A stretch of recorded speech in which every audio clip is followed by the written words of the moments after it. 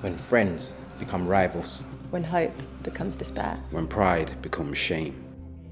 Going Home follows three different characters, Shem, Jess and Wayne, all of whom have very different experiences, but essentially the play in itself is about the underbelly of racism within the UK that feels very different to racism in America, for instance, where it's kind of just there under the surface and we see it boil over and bubble up, and it's about three friends and the journey that they go on with that, the challenges that they encounter.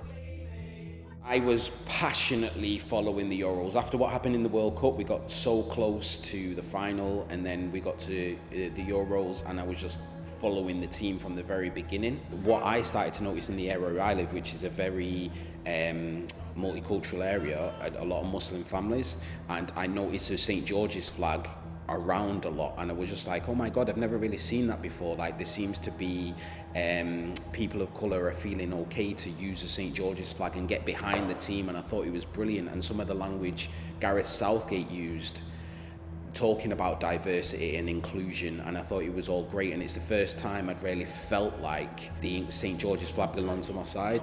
So the final happened, we lost, and then obviously the racism that came from that, for me it was like a punch in the gut, because I'd supported them so strongly. It felt like actually the country you are supporting is actually institutionally a little bit racist.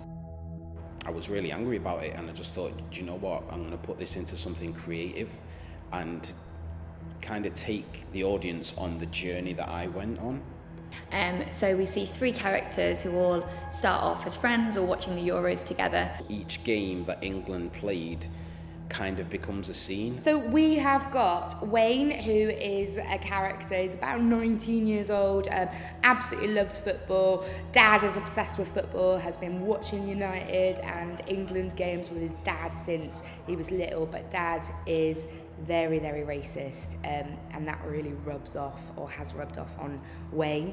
He's very good friends with Shem. He is about the same age, 19, lives with his auntie, and Dad is in London, and auntie is struggling with a situation with the Home Office whereby she's got to take her citizenship test again, and her right to remain in the UK is being pulled into question. So we're going to see the difficulties that he goes through as a result of that. And then we've got Jess. We go on a journey with Jess really around the fact that she doesn't agree with the racist remarks that her friend is making. She feels uncomfortable with it, she knows better, and there's a real sense of guilt for that character because she still isn't able to feel that she can challenge it, that she can solve it and go there until it's really too late.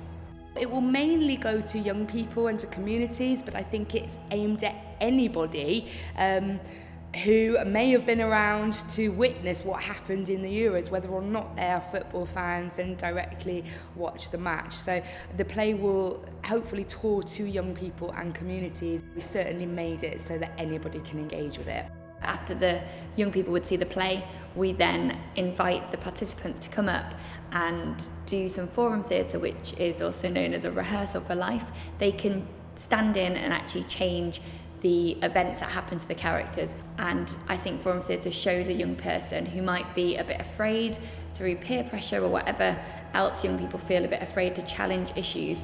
This gives them a way into to think about what they would do in this situation. We see the character of Jess, who says nothing when racist views are said by her friend, and through forum theatre we ask the participant to come up and have a go themselves. What are they going to say if this was real life? So it's really important to us at Odd Arts. All of our work kind of challenges and interrogates really urgent issues that are quite difficult, and it was really important to us that we didn't just make a film or a play that we just put out there and said, well, that's about that. We want to have conversations with people. I want people to come, and rather than that be a passive experience, to walk away thinking, what's my voice and how am I going to use it? Because we've all got lungs, we've all got a voice, and how can I use that better, especially if I'm a person that has the privilege of not experiencing racism.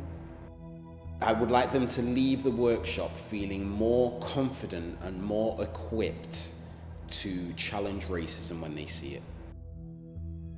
I think what's really interesting about this production is that there's moments of kind of lightness and fun within it, and then we get a snap and suddenly we've gone into some of the most horrific racism that you'll ever see, and it is quite dark. And I feel that that was really important, because for me it's really important that we show how casual racism, which is, we see that all the time in our society, how dangerous that is, and not just casual racism but internalized racism as well. It starts with sort of a re-education to unpick something that's so institutional and so inherent. You have to go back to basics, and I think teaching young people to have conversations about race and racism and its effects on people and the nuances within it, and just to have an open discussion with these young people, that's the only way you're going to have a brighter future.